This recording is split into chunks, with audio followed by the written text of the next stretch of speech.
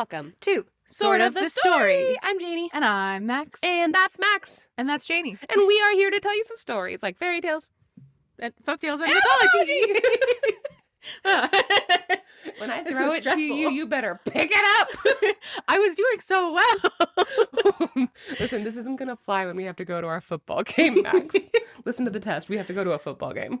Guys, what's up? Janey has to go to a football game, which I've been involuntarily brought into. If I have to go to a football game, obviously you also have to go to that football game. And also you are here. Welcome. Hi, guys. Hello. Welcome to the podcast. It's a Sunday.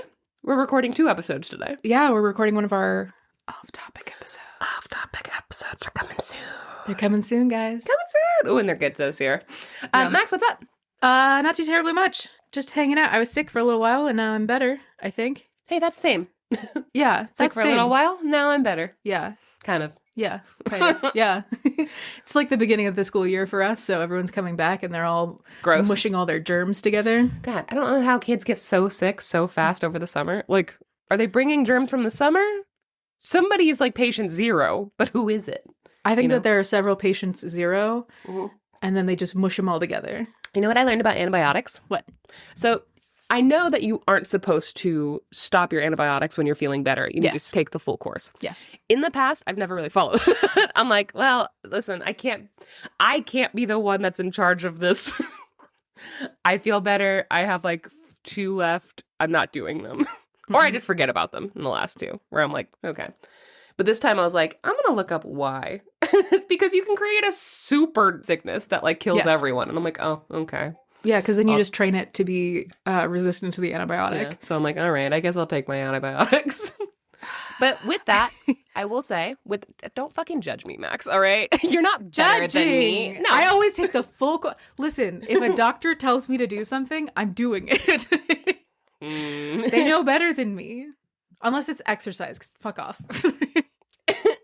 I'm not going to. I also feel like that's not true. After your wrist surgery, how much furniture did you move? Well... Yeah, Max, you're not better than me, all right? Sit the fuck down. That being said, I do think that with how serious that is, it should not be up to the regular human person, the regular human being. It should not be up to us to administer our own antibiotics. If that's honestly the case, no one takes their full dose of antibiotics. I've never taken less than the full dose of antibiotics. Max, you're so cool. I know. Max, she's so cool. I honestly, the first time I found out that there were people who weren't doing that, I was like, what's wrong with you? And I still feel that way to this day, so. Max really likes taking the high road. I really do. She thinks It's she's really good. So cool. Guys, take your antibiotics or else I will think less of you. But also, yeah, take your antibiotics because apparently you can kill everyone. I just don't think that should be up to the regular people then.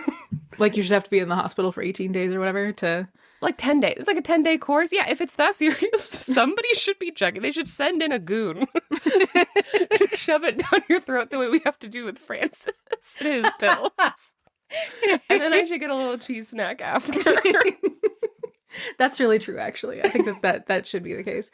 The one thing that I always forget to do with antibiotics, and this is a doctor's instruction that I don't ignore, I just forget about, but you're not supposed to take antibiotics on an empty stomach. Mm-hmm. And I'm super sensitive to that, where if I take antibiotics on an empty stomach, I will throw up. Yeah. And I always forget. So the first day or so that I'm on antibiotics, I am just throwing up.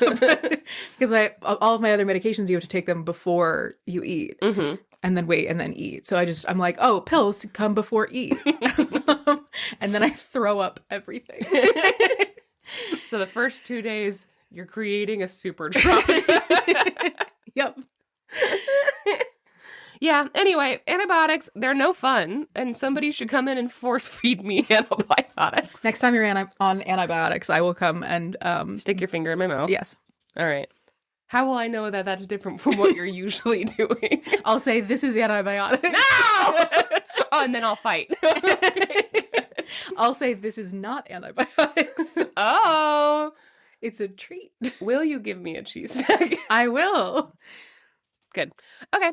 Well, guys, hi. Welcome to the podcast. Take your antibiotics. All of them. Every single one.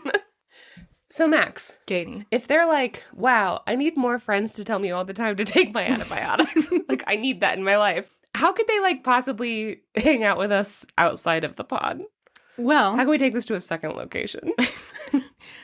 don't, first of all. Don't. All right. Unsafe.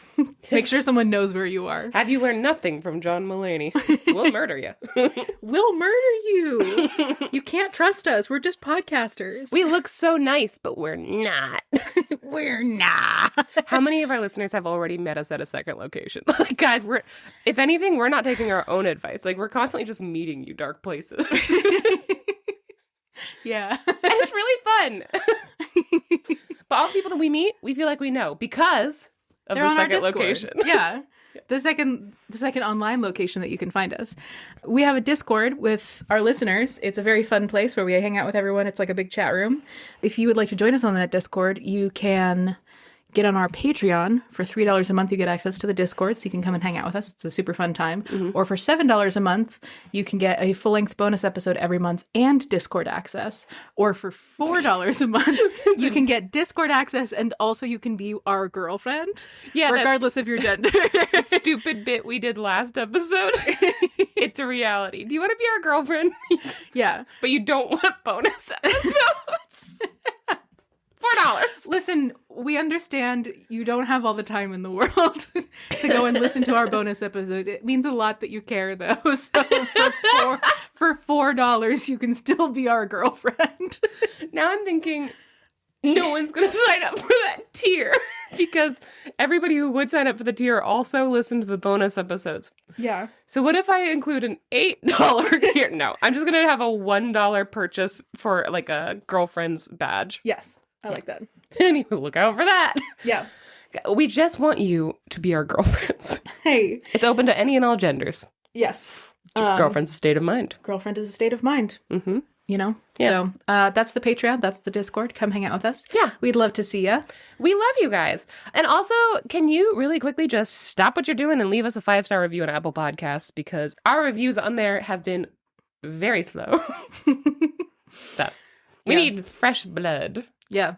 Tell your friends. Tell your family. Tell your mom. Tell your mom. Tell your mom. Tell your girlfriend. Ask her if she wants in. Unless your girlfriend is us. In which case we already know. Well, you can tell us all about it on our reviews. I share the reviews to the Instagram stories. Yeah. Because I love you so much. Good. Good. Guys, that's how you hang out with us. Max, since we have 2 episodes to do, and I would also like to mow the lawn, do you want to just get started? Let's do it. Episode 162. You are telling me a story first. I'm telling you a story. Yeah, and also you guys are here. Let's do it. Let's do it. Okay, I'm going to take a little break, and then we'll be right back. Bye. Okay, Janey. Okay, Max. The story that I have for you today is from World Folk Tales, an anthology of multicultural folk literature by Anita Stern. Anita Stern what? Talking to.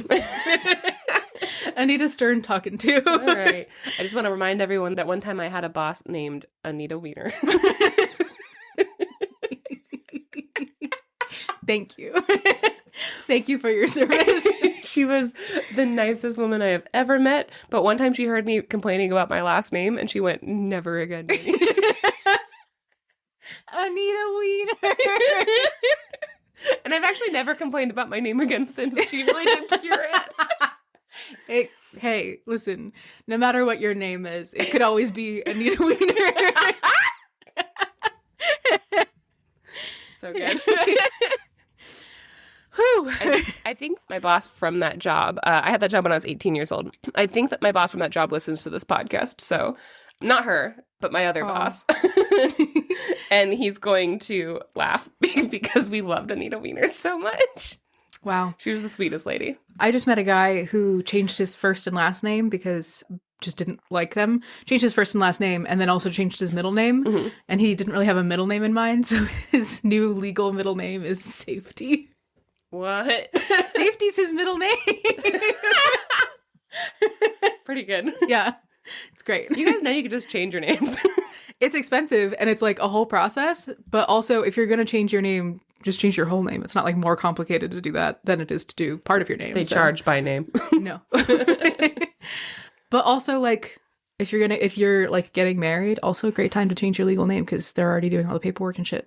Yeah. for you. So Yeah. it's a hot take. Also, really good middle name options: Safety and or Danger. Danger for sure. My middle name would be Danger. Max Danger Higgins. That wouldn't even be your name. I like it. Yeah. What were we doing? You want to tell me I a got story? distracted. Oh yeah. World Folk Tales, Anita Wiener. This is a Filipino story. Yay! Yeah, it's kind of a shorty little baby cutie guy. Okay. But I read the first line of this and I was like, I have to tell Janey this story. Yay! Because it's a Filipino story and I think you're going to like it. Okay.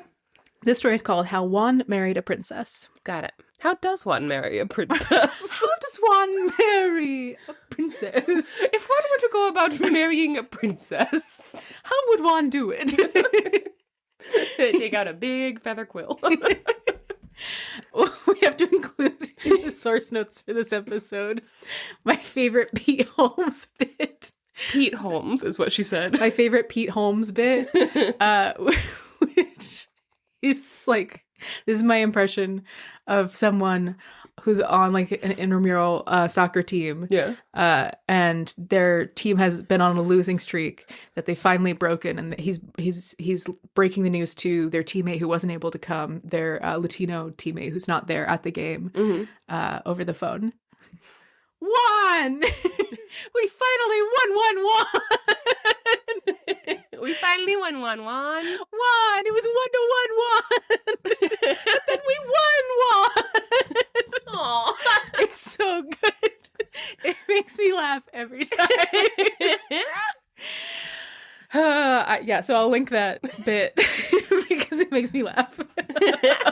Perfect. Also, if you like jokes and having a good time, check out Pete Holmes' special, Nice Try, the Devil, because it's probably my favorite comedy special of all time. Also, if you like jokes and having a good time, check out our merch because we have a I like to laugh and jokes or something. Sure, I can't remember what it says, but it's a picture of Pepper. I was thinking about this. We should add a channel in the Discord for merch requests. Yeah. Because I know that we have a long list of ones that like we want to do, but I would like to see what people want. Also. Want. Want. Hey, if your name is Juan, this one's for you. This one's for the wands. This one's for the wands. Whew. All right. Let's just take this one step at a time. There is a young man, and his name is Juan. That's the first line that you thought I would love. He spends all of his time gambling. Oh, never mind. That is a good line. Sometimes he wins, sometimes he loses. Usually he loses. Yeah, that's how gambling works. Yeah. This is the most Filipino story I've ever heard. Yeah. I was like, I have to tell Janey this story. Would like to remind everyone that I won like $6,000 last time. I came home with $4,000. Yeah, because of taxes. Yeah, and also spending 1,000 of it just playing because I had 1,000 to spend then. That was so fun. Pretty good. Yeah, that's how you do it. Yeah, Juan. What if you won one, Juan? We won. One day he is gambling and he gambles all down to his very last cent, and then he gambles his last cent, and then he is left with nothing. Oh, that's how gambling works. Unfortunately. He has gambled away all of his possessions, everything that he owns in the world. It's all gone. He has nothing left. So he looks around himself and says, wow, I've been having a lot of bad luck in this place. Maybe I should go someplace else. With what? With what, Juan? Juan, with what? So he packs up his nothing. Yeah. And he hits the road. So he cheerfully sets off into the world to find his fortune with not a cent on him. But not to worry, because as he's walking down the road, he sees something glinting in the dust and the dirt. And he leans down and he finds one single centavo, which is a penny. A penny is to $1 as a centavo is to a peso. Okay. Good. Yeah. He sees a single centavo in the dust. He picks it up and he's like, hooray, I'm rich. Now I can gamble my luck with this one centavo and see what it will bring me. Yeah. Juan, you have a problem. Juan, you might have to call a number. And the number is Juan. This is stupid. Yeah, it's not great. I'm having a great time. Yeah, so am I. So he says, time to go take my 1 penny and gamble about it. And he keeps walking until he gets to a little town. And then immediately he forgets about gambling because he's very hungry. Yeah. Because he has no possessions. One, that's also a thing money can buy. Food. To keep you alive for gambling. So he takes his single centavo and he goes into the town and he buys for himself a small cake, which, God, inflation. You think cake costs more than a penny now? Mm-hmm. Yes, I do. I have not been paying my full price lately. He gets a small cake with his single centavo. He eats a little bit and he puts the rest in his pocket to save it for later. Even though he's very hungry, he's like, I'm going to need something to eat later. Mm-hmm. So he puts it in his pocket and then he walks around town for a little while and he gets a little sleepy.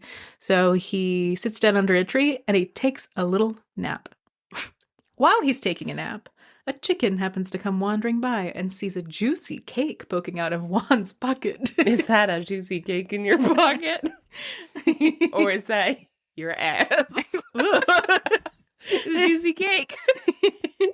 Ugh, gross. Also, wandering. So this chicken sees a delicious cake, and you know what a chicken gonna do when a chicken sees a delicious cake? That chicken takes a big old bite out of that cake. And Juan feels a chicken in his pocket. And he's like, is that a chicken in my pocket? Or am I just, wait a minute. Or is that my ass? Or am I cake? And he very quickly wakes up and he grabs the chicken by the throat. Oh. And he starts shaking it like Bart Simpson. One's choking his chicken? Yeah. He's sitting under a tree choking his chicken. Okay. Whole cake hanging out. Juan, pull yourself together, you perv. Wanton disrespect for the law. This podcast isn't for children. It also might not be for you, and I understand. It's okay if it's not for you. We have other episodes. Go to another episode. If you don't like this, fuck you. This is comedy. This is gold, baby. This is classic comedy. This is how we want. So he chokes the chicken. The chicken's like, wah. Yeah.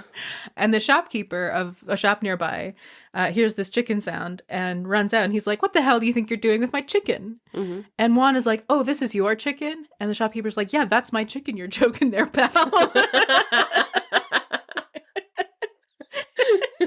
Okay. All right. And Juan's like, well, your chicken's a fucking thief. And the shopkeeper's like, I'm sorry. He's like, I had 1 centavo and I bought this little cake for myself. And then I took a nap under this tree and your chicken stole some of my little cake. And now some of my little cake is inside of your chicken.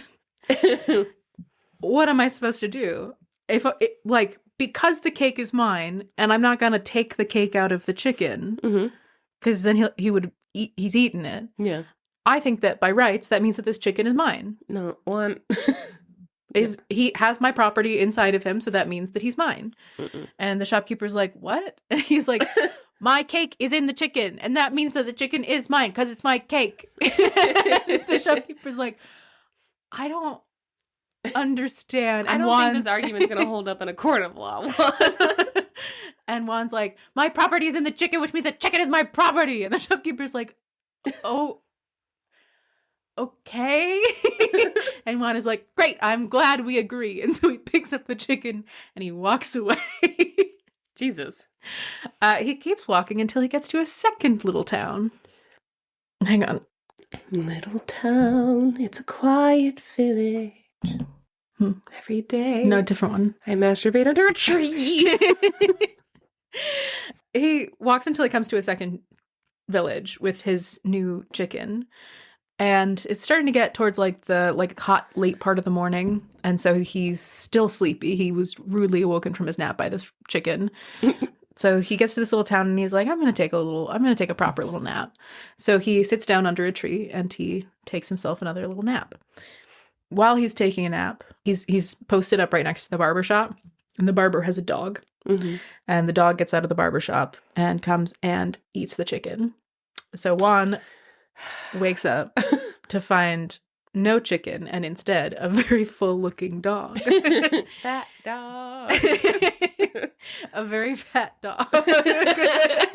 And he, like, picks up the dog and, like, Bart Simpsons it and is like, "Wah!" And the barber is like, "What are you doing to my dog?" Choking my dog. "Stop choking my dog."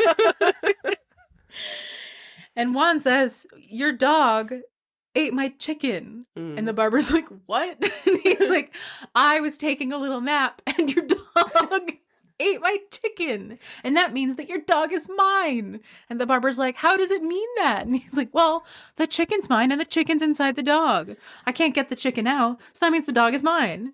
And the barber's like, "What?" Can't the barber just give him another chicken?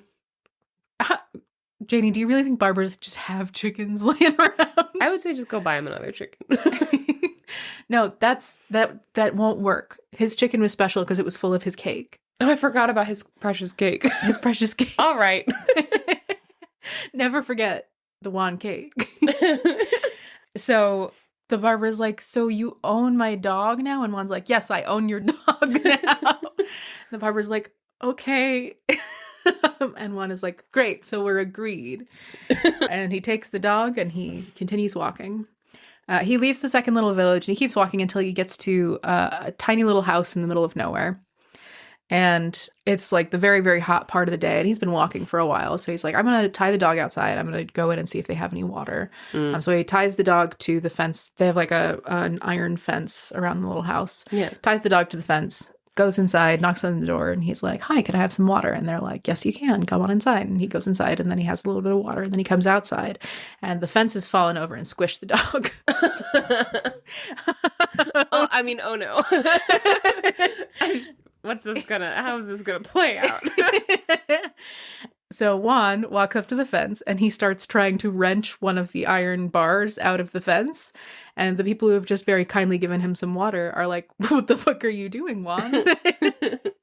And he's like, "Well, your fence killed my dog, and that means I own your fence." And they're like, "What?" He's like, "What do you mean, what?" And he's able to, like, wrench this iron rod out of the fence, and he's like, "This is mine." Just one of the rods? Yeah. One. And they're like, "Okay, man." All right. Sorry about your dead dog. Have a good day. So Juan's like, "Great, so we're agreed." And he takes this iron rod and he walks off. Is this assuming that an iron rod is worth more than a living dog? How much could an iron rod go for? I have a theory about this that I'll tell you at the end. Okay. So he takes his iron rod that he has earned through centavo and cake and chicken and dog. Yeah, sure. And he walks until he gets to a river. And then he hangs out for a little while near the river. And he just, like, sticks his feet in, cools down for a little while. Entertains himself for a bit by just, like, tossing the rod in the air and then catching it. And then tossing it again and then catching it again. And then tossing it more and then catching it some more. It's football. No, it's not football. All right. Well, one day I'll figure out what Nice football try. is. You were close. There is throwing in football. But eventually he throws the rod up in the air and it splashes into the river and very quickly sinks out of sight. And Juan stomps up to the river and he says, "River, do you know what you've just done?" "River, do you know that you now belong to me? Yes, my property is now inside of you. Therefore, you and what you contain is mine, are mine." Yeah. Yeah. Yeah. And the river says nothing. Okay. But Juan has now staked his claim over this river. So he sits by the river and he waits and he's like, "Oh, I can't wait for someone to try and come take a bath in my river. Then I'm going to own them." Juan's insane. Juan's insane. Juan might have lost the plot. Yeah. Juan. He's a Juan short. So he just sits by the river for a little while, waits for someone to come by.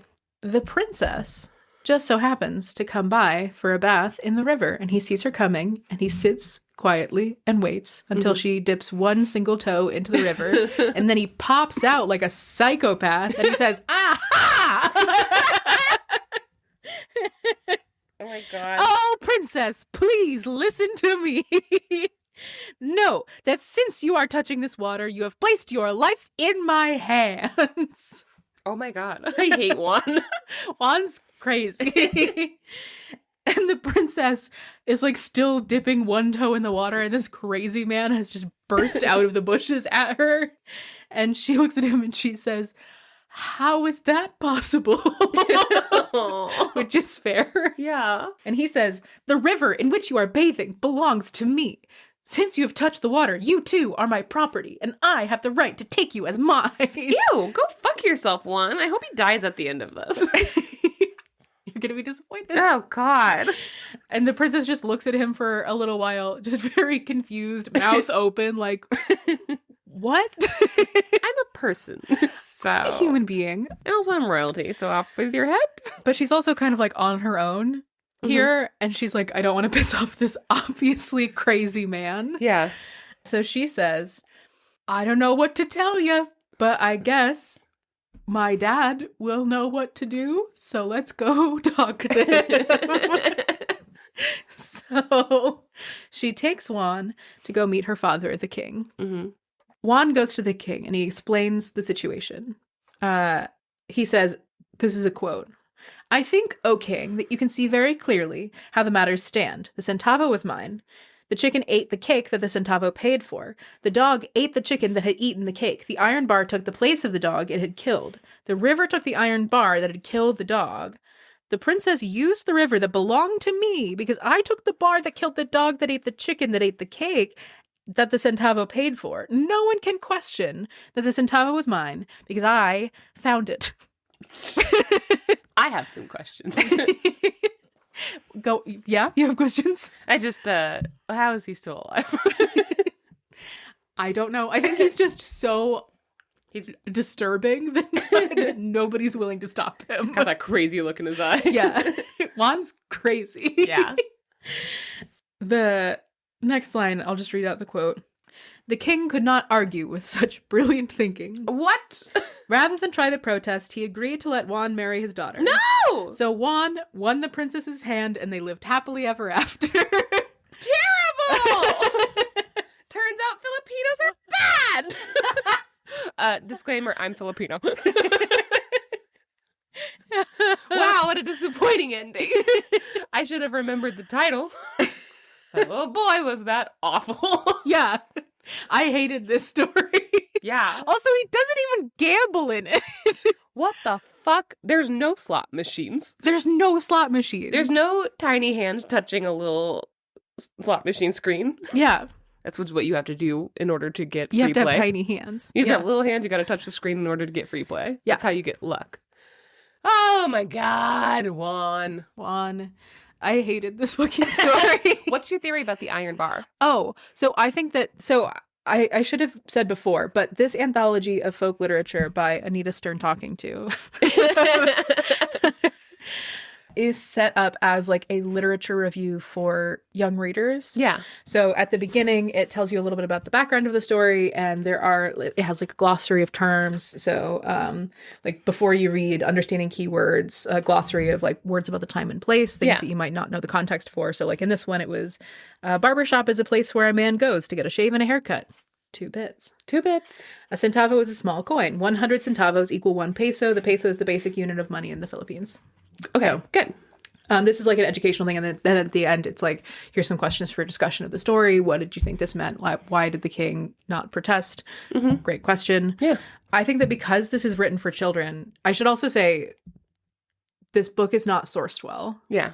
Hardly at all. There are a couple of stories in the book that are sourced on the copyright page, but it's just the like reprint permissions for the stories that are reprints, but they're not all reprints.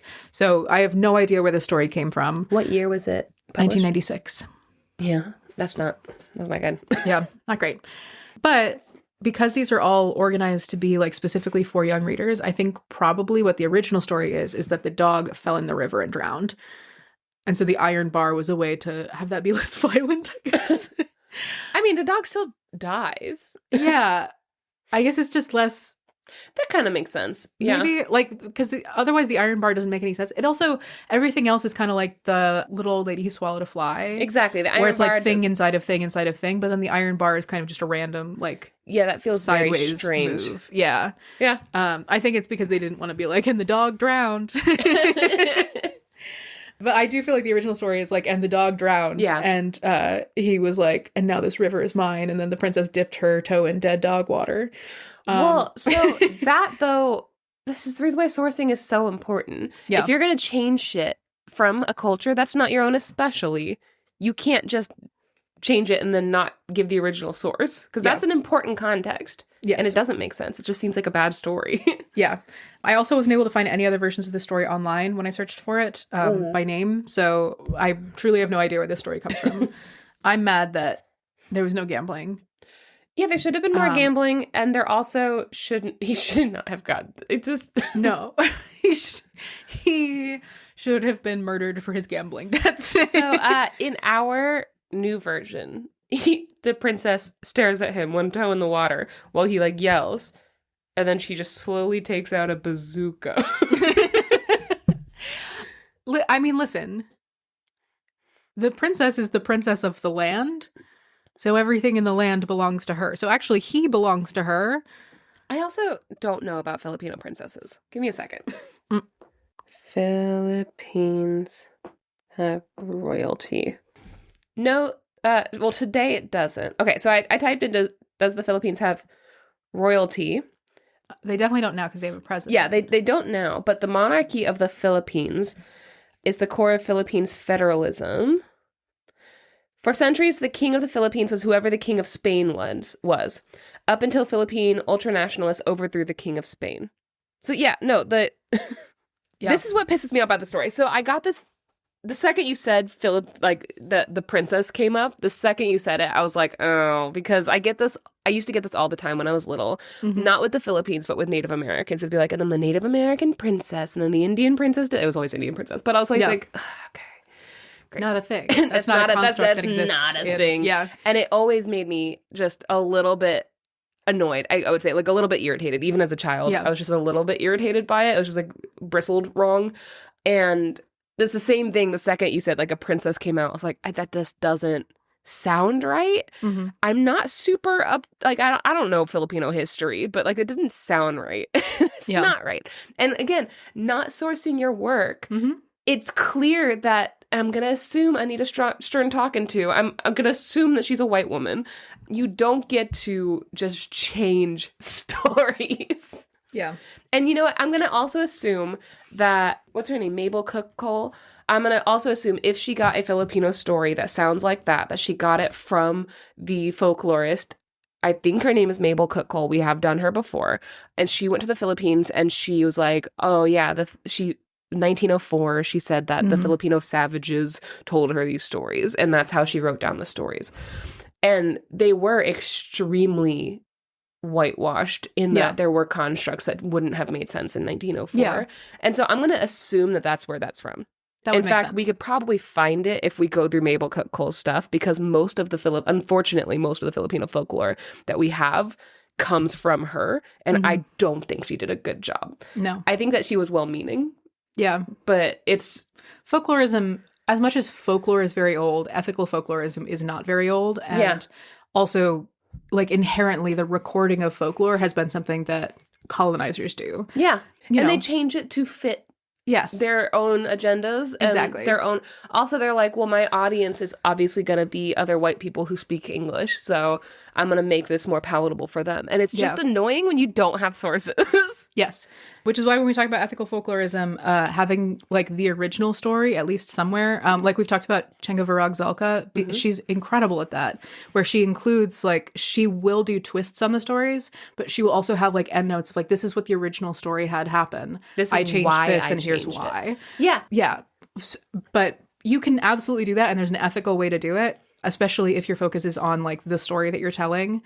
But you have to include the cultural weight of like, this is what it was. Yeah. And this is why I changed it, and this is what's important about it. Well, and So- you can also like make the argument of like, well, Janey, why does that even matter? Like at the end of the day, does it matter? And it's like, yes, it does matter, because again, 6-year-old Janey was having to hear people talk about how I'm a descendant of an Indian princess. And Yeah. even as 6-year-old Janey, it fucking pissed me off. It pisses me off now. It's just it's annoying. Yes. Okay? And it matters. Yes. Ugh. Oh, that pissed me off at the end. Yes. Juan, wander away from Janey. I'm mad at Juan. Juan I is cannot believe he wins at the end. he's entitled. He's entitled And is the main delusional. thing. And delusional. Yeah. He just makes up rules and then shouts at people until they agree. I also feel like stories like this kind of like, we hear it all the time, but it's just like well, this is what is obviously will happen at the end of a fairy tale. Yeah. Like, it's just like, this is the obvious conclusion, is that the main character gets to marry a princess, right? And I'm like, what? Why? They're just rarely earned. Yeah. I just rewatched The Lost City of Atlantis last night. Had a great time. I saw a Tumblr post a couple of months ago that I really liked, where they talked about the fact that at the end of The Lost City of Atlantis, Milo and Kida, there isn't like a big kiss at the end. Yeah. Like, she comes out of her spoilers for that movie, I guess. Yeah. She comes out of the like crystal state, and she's just like saved her entire civilization from destruction by a massive volcano. And she's like shaky and exhausted, and she just like sees him, and then she falls into his arms and they just hug, and then he like really gently like taps her on the shoulder and points out to the civilization to see that like she has saved everything and it's beautiful and everything. Yeah. And then they just both look out at it together, and that's their like big moment at the end. There's no like big kiss or anything like that. Yeah. And someone was like, that's really cool, because it doesn't make sense for someone to be like, and love. It's like, no. Bigger things are Other happening. stuff going on.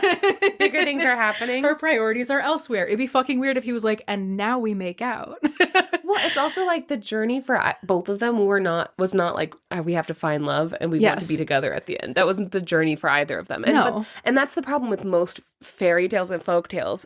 Well, I guess that's not true. Because on a lot of them, the journey is, I want to get married. I want to find a princess. But like so many of them aren't earned, and that's not the Yes. goal. And so just having it at the end is like, wait.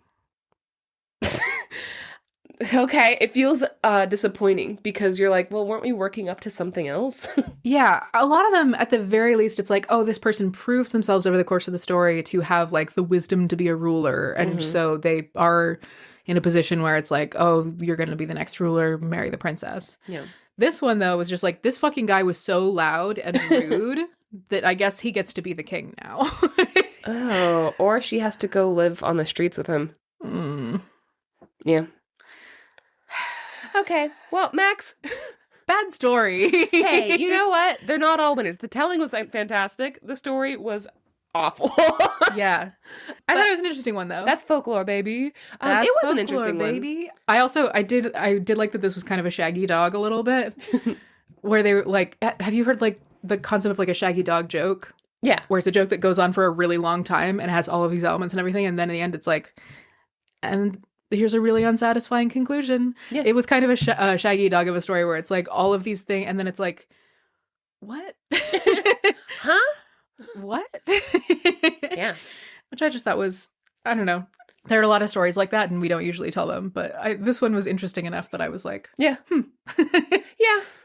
Yeah. yeah. Anyways, I hope your story's better than that. I have a ghost story for you. I'm so excited. Yeah. Yeah. Okay, let's take a little break, and then I'll come back, and I'm going to tell you a spooky story. A spookening.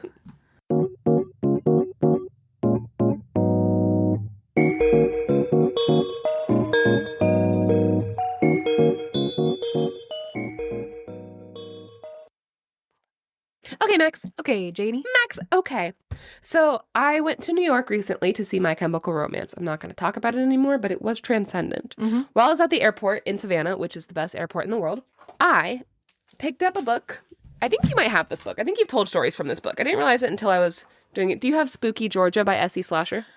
Schlosser. I can never say it. No, I have Spooky South, which has some stories from Georgia, but I Okay. don't have Spooky Georgia. So they're selling this in the airport. It's a beautiful book, and I loved it. It's Spooky Georgia. Tales of hauntings, strange happenings, and other local lore. With scratchboard illustrations by Paul G. Hoffman. S.E. Schlosser. Essie Schlosser. It's hard. Essie Schlosser. Schlosser. S.E. Schlosser is her name. It's a hard one. Her name is Sandy. She introduces herself in the introduction as Sandy Schlosser. Sandy Schlosser. Schlosser. Schlosser. Fantastic little book. Big fan. Max has told a million stories from Essie's. Max has told so many stories from her, so From this author. very good. And since we're getting into fall, I have been craving fall stuff, apple spice smells and sweaters. Yeah. And now spooky stories. Did you have some of my apple pie yet? Not yet. Janey. I know. Maybe after this. Max You made had apple to. pie. I love apple pie too. I just, Yeah. been eating a lot of lemon juice and chips lately. It's been taking up a lot of my time. It's getting mushy. You gotta get to it. So the story I'm going to tell you today is called Pressed. It's from Fannin County, Georgia. Did it get squished? Pressed. Is this a squishing episode? I don't know, maybe somebody's pressed. Like they're a little mad. Or maybe they're like pressed for time. A story you have told in this is I Know Moonrise. You told I Know Moonrise from this. Yeah. Fantastic one. It's from about an hour away from us. This one is from Fannin, Georgia, which is up in the Appalachians. So it's like northwest of Georgia. Okay, so the first little paragraph is, folks were real pleased when a young fellow moved into the cove and built himself a mill. He was a good-looking chap, rugged and handsome, caught the eye of the local farmers' daughters, who were as pleased as Punch when he started attending church and came to the local dances. End quote. So they have this new hot miller, and he's like super popular right away. I'm picturing Nick Miller. He's Nick Miller, super hot. He had moved into the rooms attached to the newly built mill, and business was really good for about 3 months. And then he started to get really sick. Oh, no. He'd show up to church looking pale and weak. Quote, found it hard to smile at the pretty girls, end quote. And I just wrote, oh, he's a goner. That's how you know. He didn't have the energy to joke around with the other men in town. And, quote, he seemed like he had no breath, end quote. So he's just like panting a lot and just like can't catch his breath. And he's obviously not sleeping well and he's getting really thin. And people are like, Mesothelioma. I was convinced you were doing a Jar Jar Binks impression. Mesothelioma. Mesothelioma. It took me so long. The way you're like, meso. Mesothelioma. Jesus. No. Max, read the room. He should seek compensation. He should seek compensation. So there's a man named Farmer Smith. There's a man named Farmer Smith, and he advised him to see a doctor. And his, quote, eldest daughter but one, Miss Smith, offered to bring him a basket of calf's foot jelly and goose grease to help him out. Goose grease. Goose grease. Did I say it like that? No. Okay, good. I just thought it'd be fun to say it like that. It was. Goose grease. Goose grease. The young Miss Smith was That's a Discord name, by the way. Goose grease. Yeah. The young Miss Smith was the oldest daughter at home. So when they called her eldest daughter but one, it's because she was the oldest daughter who was still living at the house, but she had an older sister who had married a carpenter last year. And so the second Miss Smith is like, I want a handsome husband too. So she's on the lookout. So like bringing goose grease to Miller is a little bit selfish. A little bit selfish. The Miller thanked her. He was like, oh yeah, that's great. But, like, his eyes were so glazed over that she was like, I don't think he knows what he just thanked me for. He's got goose grease in those eyes. He got goose grease in the eyes. But she still packed up her basket the next morning, and she walked over to the mill. And I assume that she took a few minutes to, like, make sure that her hair looked great and that her cheeks were rosy and stuff like that. Because she's, she likes this handsome young Miller. But when Nick Miller. When she got there, though, she was surprised to see that the mill wasn't running, and that's really odd. She called out to him, but nobody answered her. Sorry, I just remembered mesothelioma. Mesothelioma! Okay. Go on. She called out, but nobody answered her. And then she was, like, getting worried, and she had this, like, horrible feeling. So she crept around to his living quarters, because he lived in these, like, rooms they had built in the building. And she was like, you know, maybe I'll just leave his basket by the fireplace and then he can get him later because maybe he's out. But when That goof grief is going to melt. you know, it might well. But when she opened the door, she saw the miller lying in bed, gasping for breath. And immediately she dropped the basket and she's like, I'm going to go get the doctor. Don't worry. And she like ran. And luckily the doctor lives over the hill and also he's home. And so he gets on his horse and he rides as fast as he can to the miller's house. And he went in and he found him as pale as death and barely breathing. Quote, seemed as if the life were being pressed out of him by a heavy weight. Title of film. Pressed. Oh, Haunted Millstone. Haunted Millstone. That's in the Juniper He's Tree. getting gristed. So the doctor did everything. Gristed. The doctor did everything he could, but it was no use. The miller stopped breathing a few minutes after he arrived, and there was nothing more to do. He died. No, Nick Miller, Streets of Chicago. Yeah, I don't know. You got super One attached love. really fast. Oh, regret. Guys, go watch New Girl. Just go rewatch it. Yeah. Everyone in the cove went to the funeral. Quote, it were that sad to see such a handsome man die before his time. So if he had been ugly, Max, no one would have gone. They would have like put that man in a box that night. No one needs to see that. But he's hot. Isn't that sad? Honestly, yeah. We don't have enough hot people.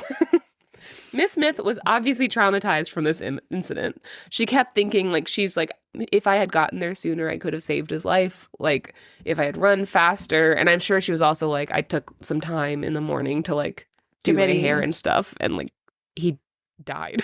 So like, no more makeup for me. Maybe someone poisoned the goof grief. The goof grief.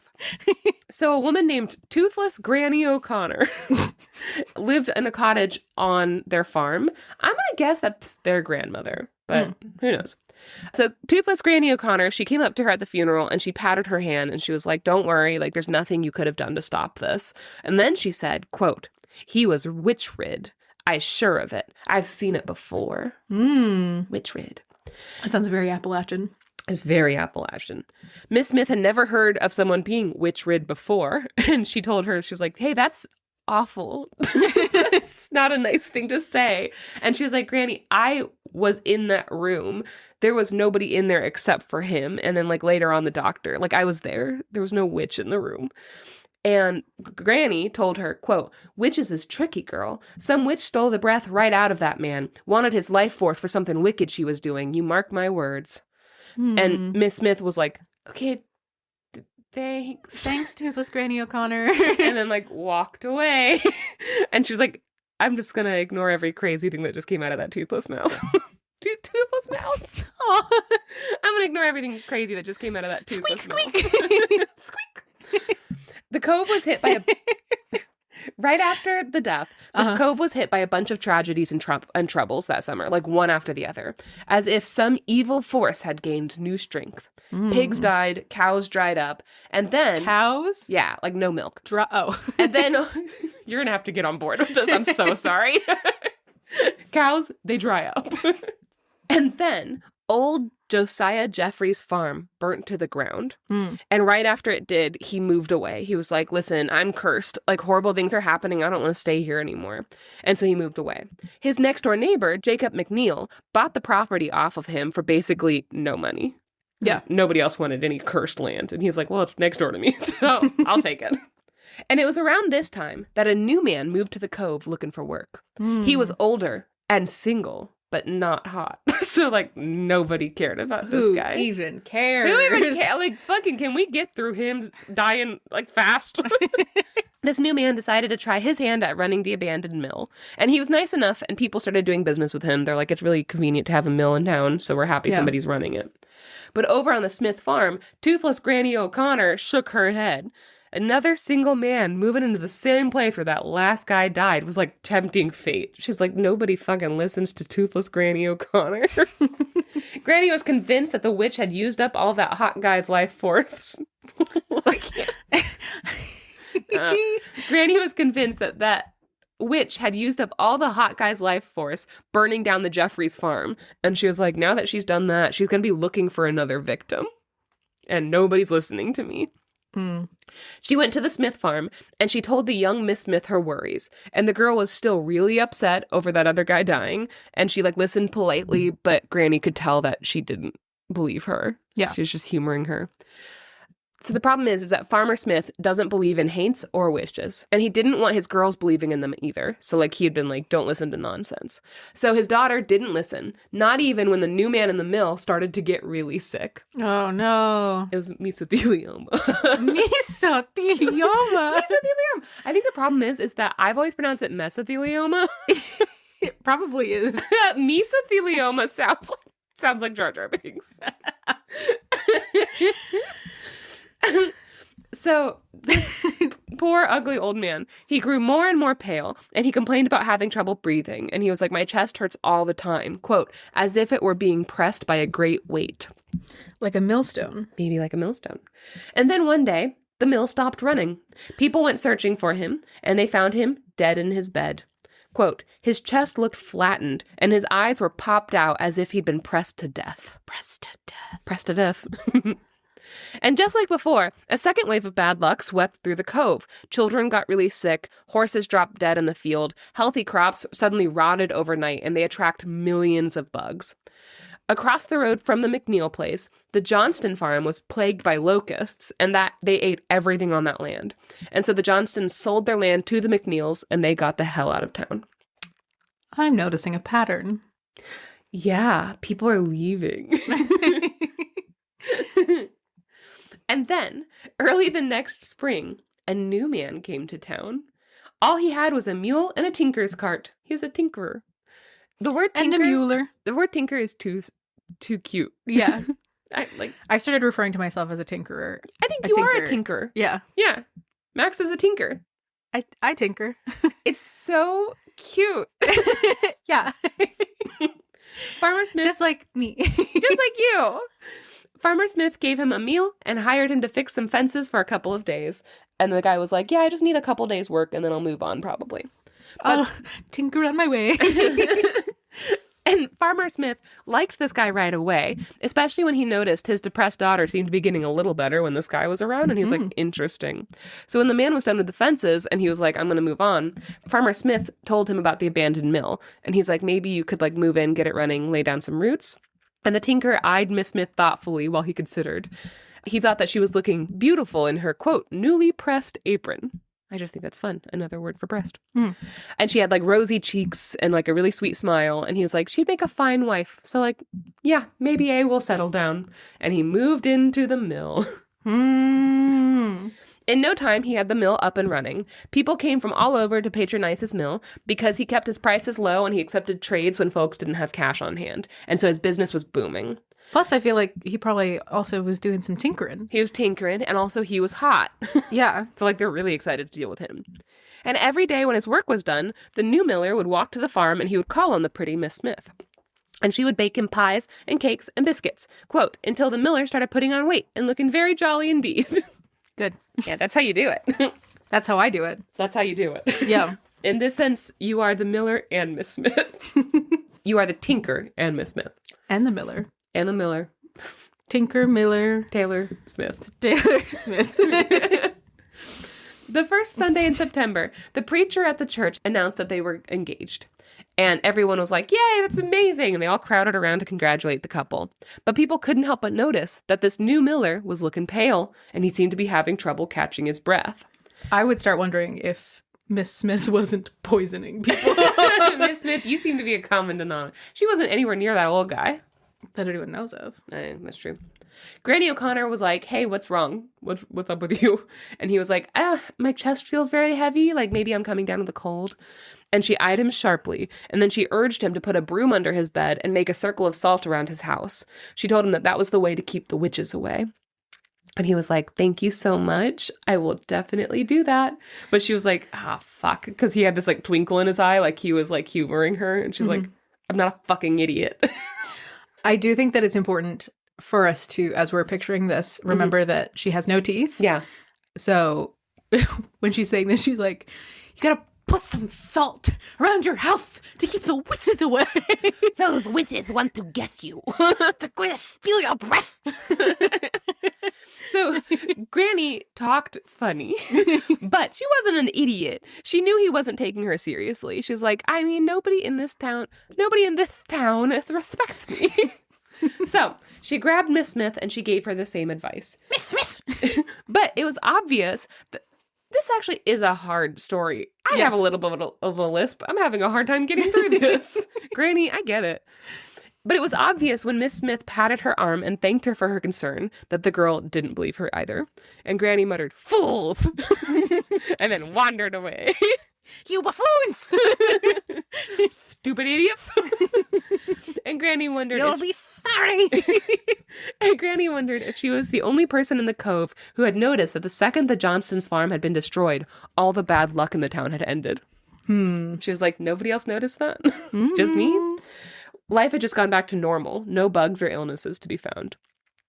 She knew that this witch, whoever she was, had used up that old miller's life force, and now she was looking for a new victim. And she was also like, okay, so the pattern is obvious. She wants a man who lives alone, who doesn't have any wife or children looking after him, and probably somebody that nobody would miss for very long, which is why it's important to get like a single guy. Also, men who live in the mill. And also she loved that mill.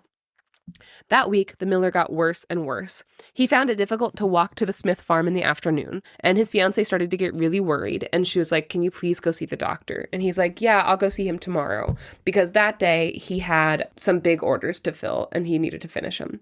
And he was like, I'll see you this afternoon when I'm done with the work, but he was so exhausted at the end of that day that he couldn't go see her. And then the next day, he wasn't strong enough to go to the doctor's. So when the miller didn't show up in time to go see her the next day, Miss Smith was like, oh, fuck no. Like, this is very familiar, I guess. Yeah. She's probably traumatized as shit. I think so. And it's also only been a year. Yeah. So she threw on her shawl and ran to his house, hoping he was just working late. But the mill was silent and still. And she was like, oh, fuck. Because, again, she's seen this before. She hurried inside to his living quarters when he didn't answer her knock on the door, and she found him lying in bed, gasping for air. She said, I must get the doctor, but she couldn't make herself leave the room because the doctor hadn't been able to help last time. And she's like, what if he dies while I'm gone? Like, what if he dies alone? Yeah. And so she knelt by his bed, and for the first time, she noticed that he was sinking lower and lower on the bed, as if he were being pressed by a heavy weight, and it was like happening in front of her. And then she remembered what Granny had been telling her, and she was like, oh my God, I think it's true. He's witch-rid. And so she raced to the mill and she grabbed a broom, shrieking with rage. She swatted the empty air above his bed with the broom, screaming, you leave him alone, beating the air in time with the broom. But nothing happened. And she's like, fuck. So she ran to the cupboard and she grabbed a salt shaker and she uncapped it and she threw the whole shaker full of salt over the miller. And to her shock, the air above the bed started to sizzle.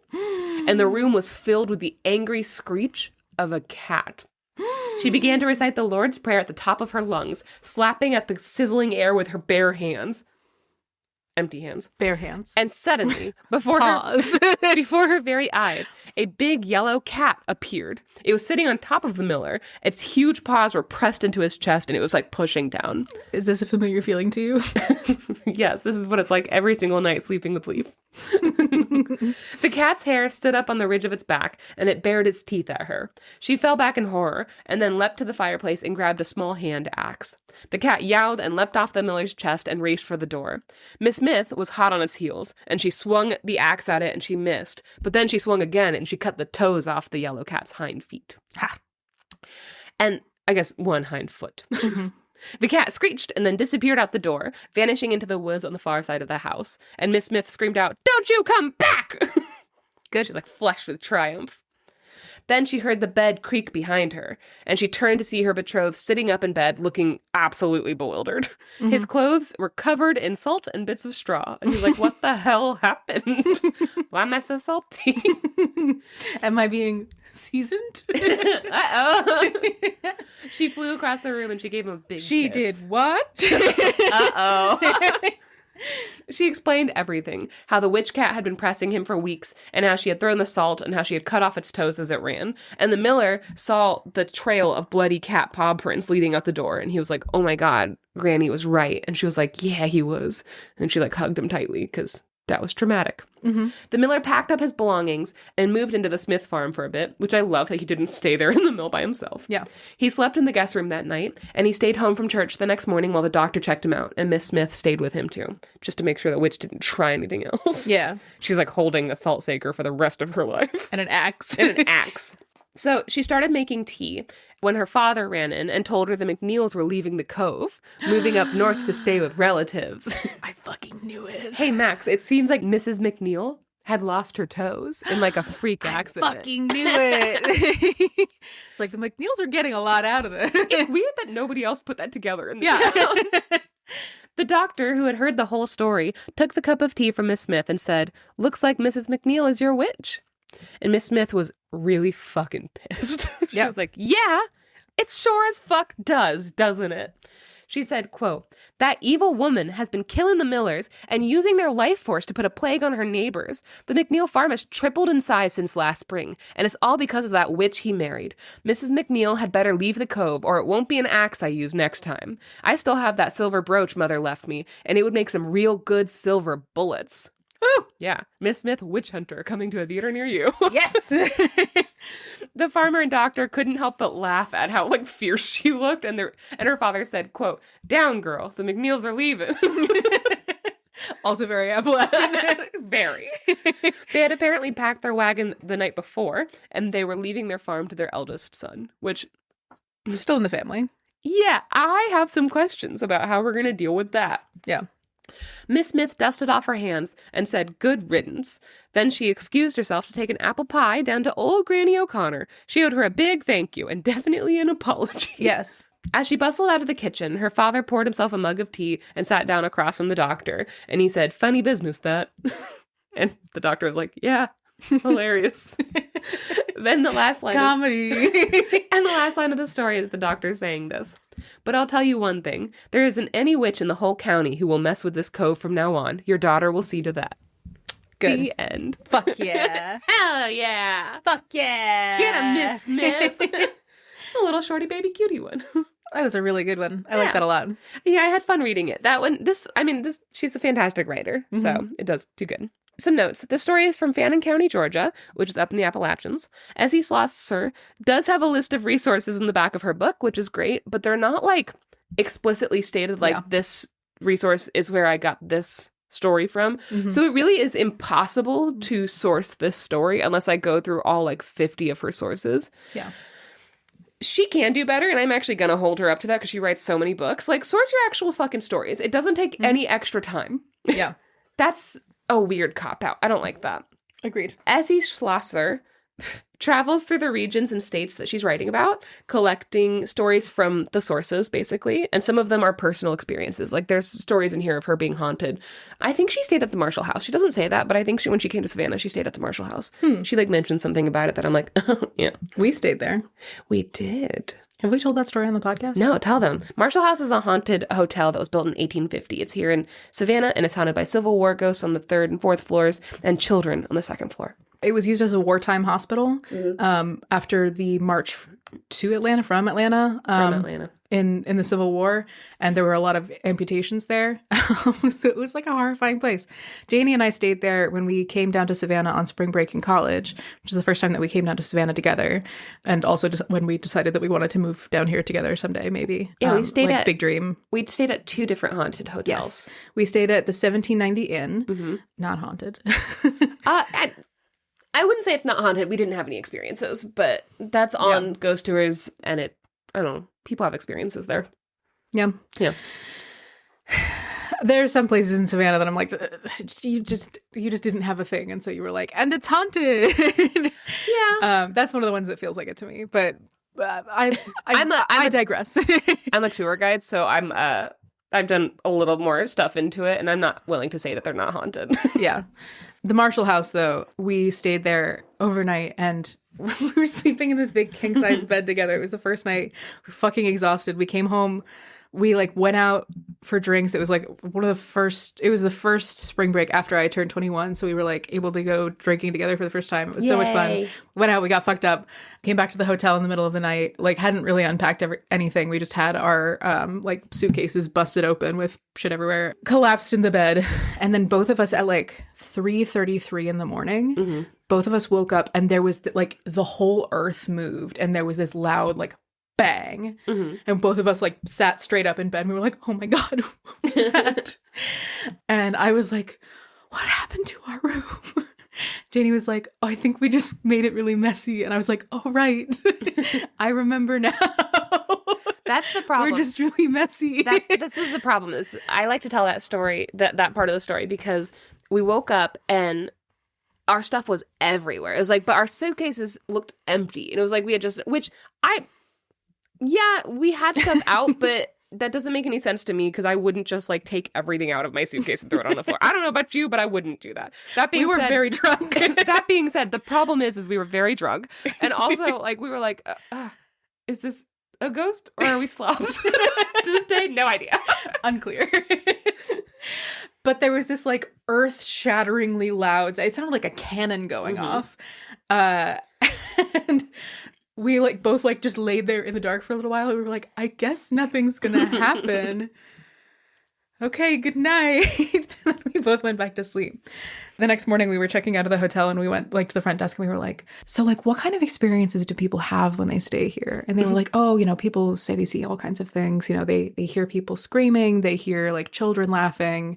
There are all kinds of different stories that people hear. And I was like, we were like, does anyone ever complain about like a really loud sound like a cannon and fire or something? And they were like, did you hear something last night? And we were like, yeah, we did. And they were like, someone came in really drunk and knocked over a bookshelf. And we were like, oh. We'll tell them to shut the hell up. And that someone was alive. Got it. Yep. Yeah, we didn't have any haunted experiences. We did the 1790 Inn, has like a mannequin set up in one of the windows. We didn't know that. No, dressed up to look like a ghost. She's in like a long white nightgown and she has long She looks black like Samara hair. from The Ring. Yeah, and she's like looking out, but like through these lace curtains, like out into the street, and they have the curtains kind of tucked around her, so it just looks like there's a woman in the hallway. It's fucking terrifying. We were like running to like breakfast or something. Yes. We were like, we have to get downstairs and run to breakfast. So like we were kind of like running through the hallways, like having a fun time. Yes. And Max rounded a corner before me, screamed, put out her arm and fucking clotheslined me. like in the throat. I was like, ah! And then she grabbed me and went, ghost! And then like dragged my like writhing body around the corners. And we just sat there. I was like, you what? And she's like, there's a ghost. And we just sat there so scared for a while until finally we worked up the courage to look around the corner and it was just a fucking mannequin. It's looked scary. It was, I don't know whether it was because we were hungover or just like the weird way that the light was, but I wasn't sure that it was a mannequin until we like crept up really close to it and I was like, okay, that is a wig. Okay. That is in fact a mannequin. Okay, yes. Just actually injured. Yep. Okay. Come to Savannah. Genuinely, it's so fun. Yeah. We had a Scooby-Doo ass time. We had a Scooby-Doo ass time. So Essie Schlosser travels through all of these regions and states she's writing about. She mentions in her intro that she has a lot of supernatural encounters. So like she talks about several hauntings and she wrote about them in her book.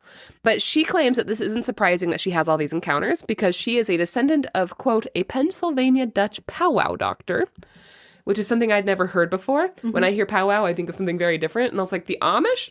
Do they have powwows? And so I looked it up.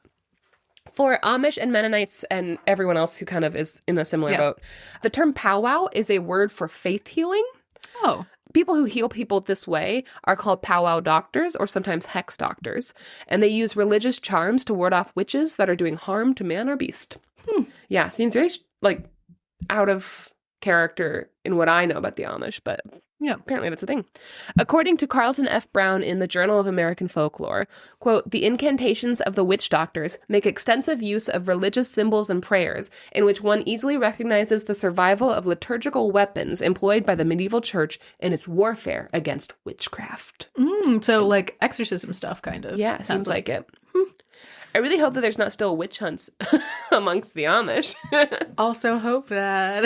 It's impossible really to know because, you know, it's a closed off community. They don't call the police usually unless there's something like really bad. You know, the Amish, they claim that they had their like first murder in 200 years, not 200, like in like 100 years. Like, Really? there's only been like one. But to me, I'm like, that's the only, it's the guy, it was an Amish guy who, it's the Amish stud, what he called himself.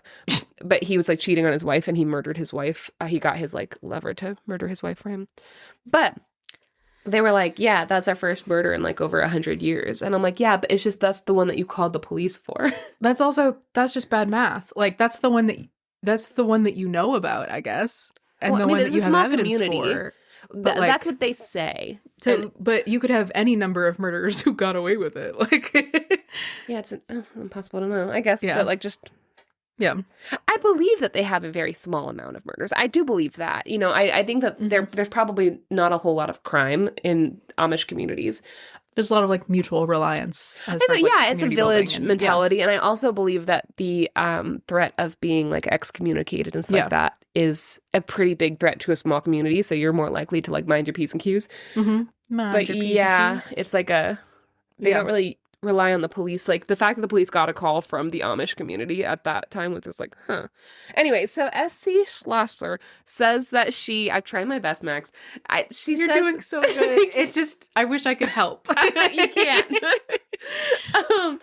But she says that she is descended from this powwow doctor, Pennsylvania Dutch powwow doctor, and that's why she can see ghosts all the time. So, cool. Yeah. Hell yeah. Good for you, STs. Good for you, Essie. Anyway, little spooky story. I like that one a lot. Just goes to show you that no matter what culture you're from, all of the weapons against witchcraft tend to be the same. Salt. Brooms. Iron. Yeah. Yeah. Yeah. Every culture basically talks about salt and iron. Yeah. Also, cats as shapeshifted witches is...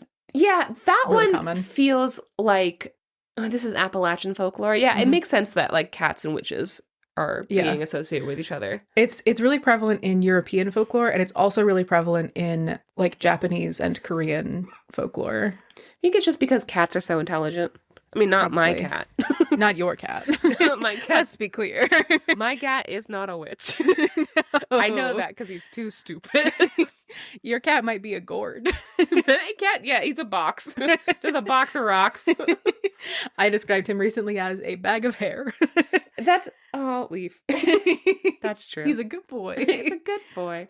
All right, guys. Well, that's it. That's episode 162. I love you. Thank you for hanging out. I love you. I'm in love with all of you. Be my girlfriend. $4. $4. If you would like to see some pictures, I will put them up on our Instagram. It's Sort of the Story.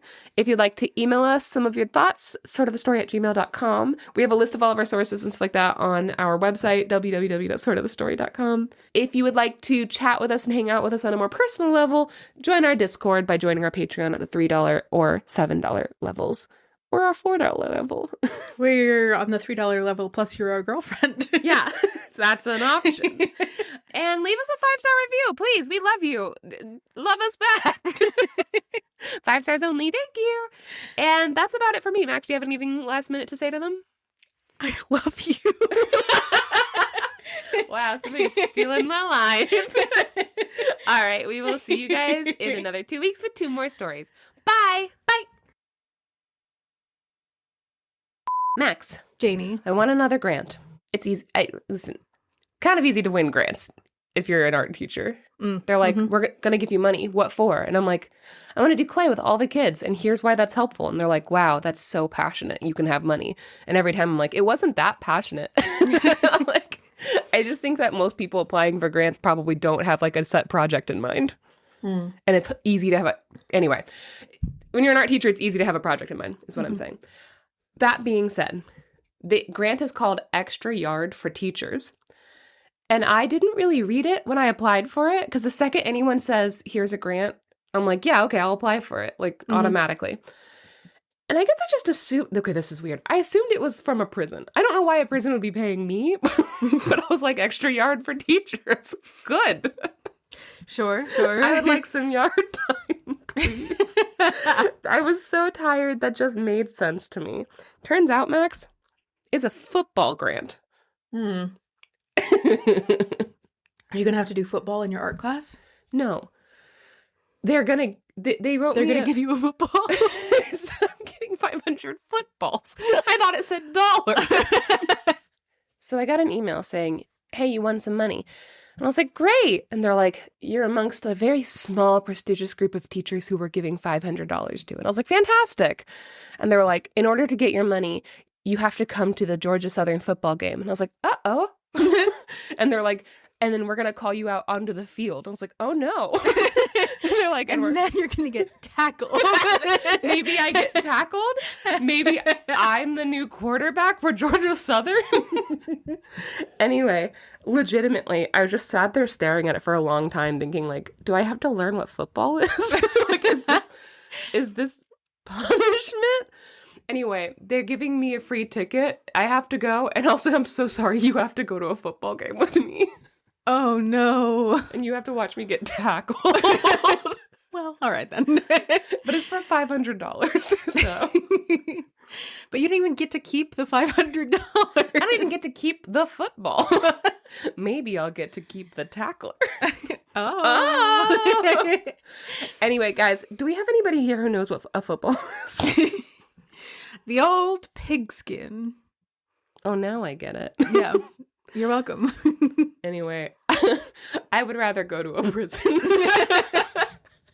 I would rather go to prison. I would rather go to prison than have to go to a football game. And yet here I am.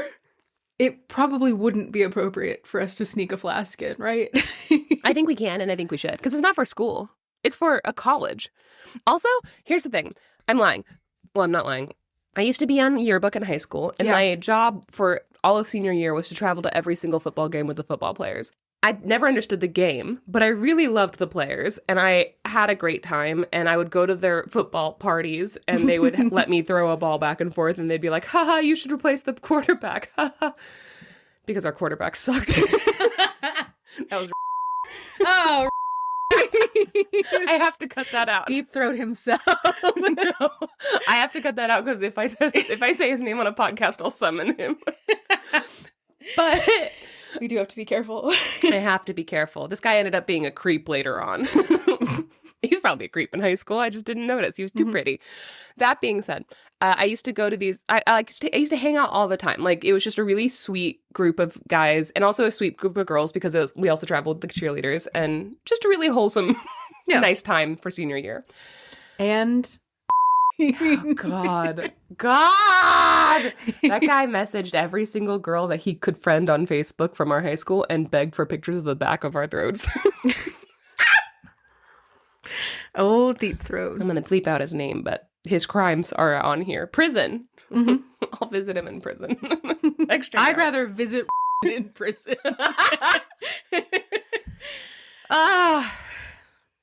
Anyway, what I'm saying is, the food is great. You could drink beer. You can... This is in prison? No. Unfortunately, no. The food at football games is great. You could drink beer. You can cheer really loud, even if you don't know what's happening. It's a good time. I think we're going to have a good time. Sorry, you have to go with me. Yeah, no. I think we're going to have a good I'll get time. a hot dog. Okay. Yeah, you get a hot dog and beer. 5 beers. Nachos? I don't like the cheese that they Maybe put on I buy a nachos. foam finger. Really go into it. I say we just go all in. Body paint and everything? Yeah, I think we should. Then I have to go onto the field. Yeah. And they're like, this is for teachers. And I'm just dressed like a bulldog. They're like, that's not this game. No, I think you should do the full body paint and then like lift up your shirt to reveal that you have the bulldog painted on your stomach. And then like, I don't know, break a bottle over your head or something. I tackle the... Art! Art! I tackle the lady who's giving me the award. She's like, why? Never mind. It's $500 for the cost of damages you just caused. To this woman. To the one lady. Okay. Anyway, I think we're going to have a blast. But guys, if you know what football is, can you DM me? Send me an email. sortofthestory@gmail.com. Janey, here's your overview of what you need to know at a football game. 100 birds or less, please. 100 birds or less. We can't take more than 100 birds to the game. I only have 2 free tickets.